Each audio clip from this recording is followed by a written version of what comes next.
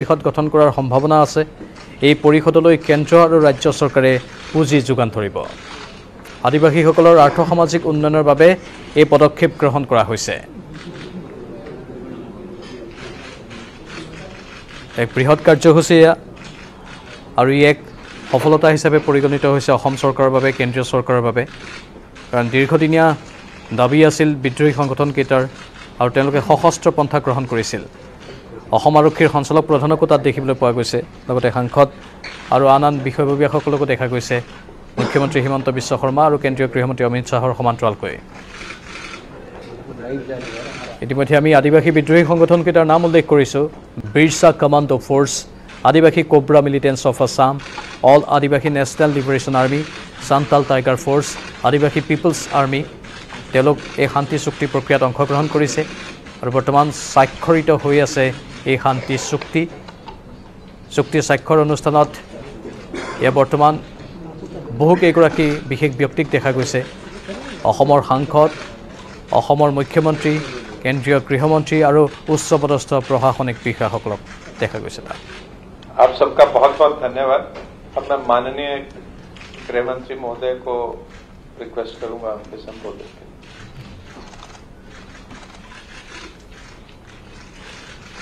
असम और पूरे उत्तर पूर्व के लिए, नॉर्थ ईस्ट के लिए आज का दिन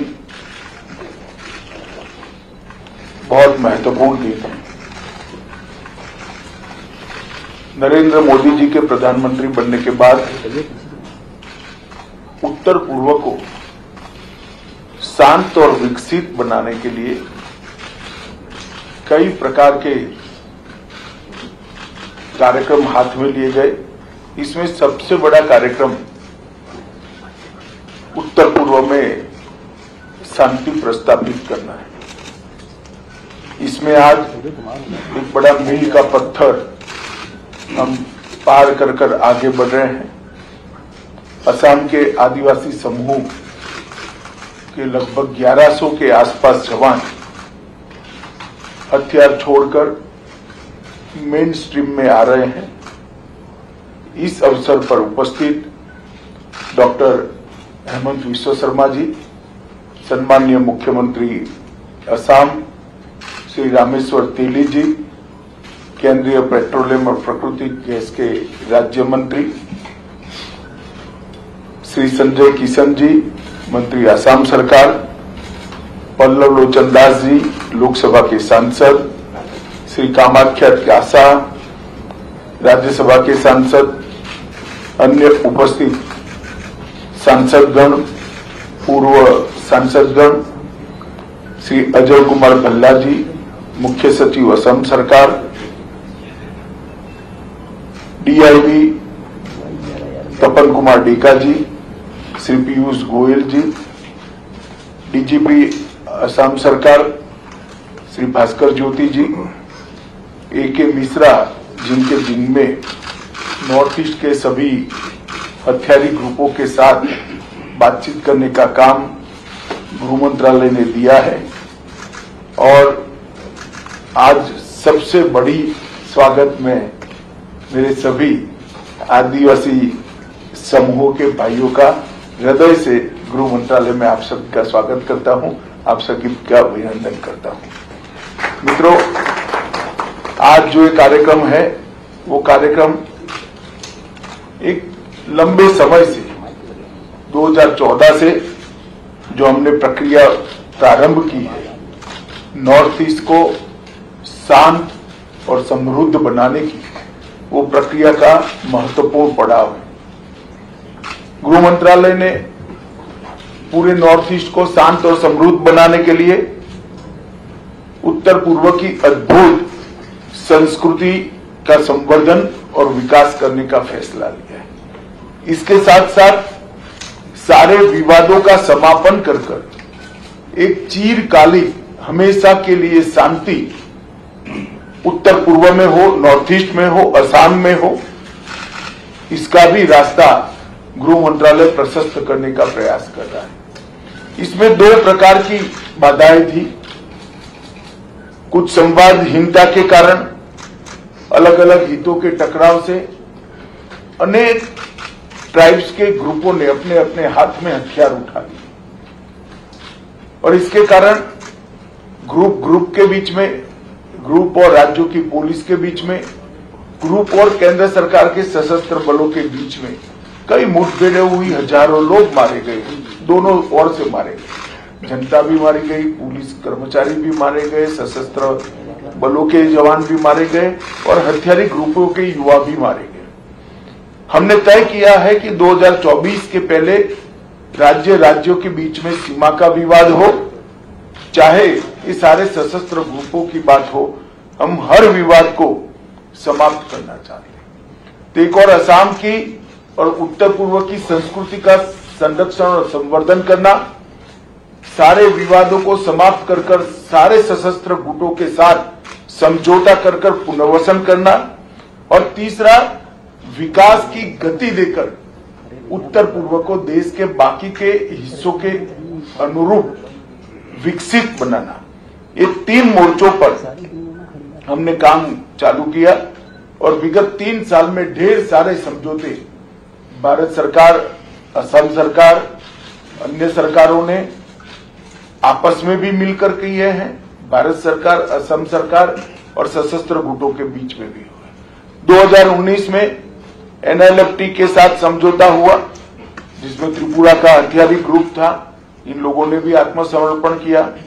2020 में 23 साल पुराने ब्रू रियांग शरणार्थी संकट को भी मिजोरम सरकार और त्रिपुरा सरकार के साथ मिलकर रिजॉल्व किया गया। असम में 5 साल पुराना बोडो समस्या जिसमें कम से कम 4000 लोग अब तक मारे गए थे, उसको 2020 27 जनवरी को हमने समाप्त कर दिया। लगभग 1600 कैडरों ने आत्मसमर्पण किया। असम के कार्मिक क्षेत्र में लंबे समय से चल रहे विवाद को भी 2021 में समाप्त किया। लगभग 1000 से ज्यादा कैडर ने आत्मसमर्पण किया। असम मेघालय अंतर्राज्यीय सीमा का समझौता कर लगभग 2022 में 65% सीमा के विवाद को निपटारा किया और आज इसका अगला पड़ाव है। मेरे सभी साथी आज मेन स्ट्रीम में आ रहे हैं। भारत सरकार के गृह मंत्रालय की ओर से, मोदी जी की ओर से और मेरे स्वयं की ओर से आप सभी का बहुत बहुत मन से मैं स्वागत करना चाहता हूं और आपके पुनर्वसन के लिए जो कुछ भी इस एग्रीमेंट में किया है ये सुनिश्चित करेगी भारत सरकार और असम के मुख्यमंत्री और असम सरकार मिलकर ये पूरा पालन होगा।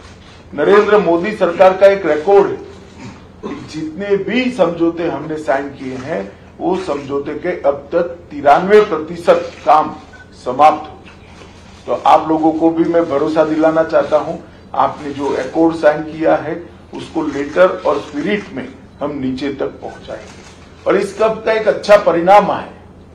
असम में और नॉर्थ ईस्ट के अंदर काफी शांति बहाल हुई और इसके कारण असम के 60% क्षेत्र से हमने अपसपा को हटाने में सफलता प्राप्त की। अरुणाचल प्रदेश में सिर्फ 2 पुलिस स्टेशन में अपसपा बचा है।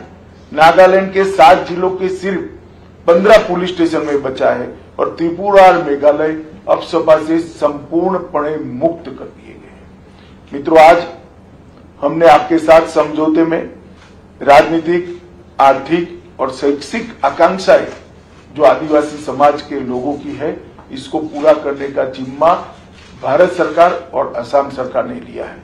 सामाजिक, सांस्कृतिक, भाषीय और जातीय पहचान न केवल सुरक्षित हो और मजबूत बने, इसके लिए भी भारत सरकार ने आपके साथ, असम सरकार ने आपके साथ एग्रीमेंट किया है और चाय बागान और सारे गांवों के अंदर तुरंत ही त्वरित गति से केंद्रित विकास हो, इसके लिए भी वो दोनों सरकारें मिलकर हम प्रयास करेंगे। एक जनजातीय कल्याण और विकास परिषद की स्थापना भी असम सरकार करेगी और भारत सरकार चाय बागान श्रमिकों के कल्याण के लिए भी अनेक उपाय हाथ में लेगी। लगभग 1000 करोड़ रुपए का 5 साल का पैकेज एक क्षेत्र के विकास के लिए हमने जो तय किया है 5 साल में उसको सुनिश्चित रूप से पूरा कर दिया जाएगा। मित्रों, इस अवसर पर मैं आप लोगों को कुछ आंकड़े जरूर बताना चाहता हूं कि घटनाएं जो पहले आतंकवाद से संबंधित घटनाएं जो नॉर्थ ईस्ट में 2014 में जब मोदी जी की सरकार आई थी तब 824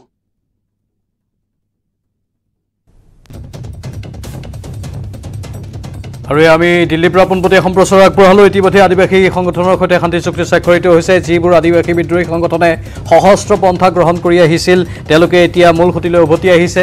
শান্তি চুক্তিৰ জৰিয়তে তেওঁলোকৰ সকলো দিশৰ উন্নতি হ'ব বুলি বিশ্বাস বা আস্থা প্ৰকাশ কৰিছে। কেন্দ্ৰীয় গৃহমন্ত্ৰীৰ ভাষণো ইতিমধ্যে আপোনালোকে শুনিলে পোনপটীয়া সম্প্ৰচাৰত।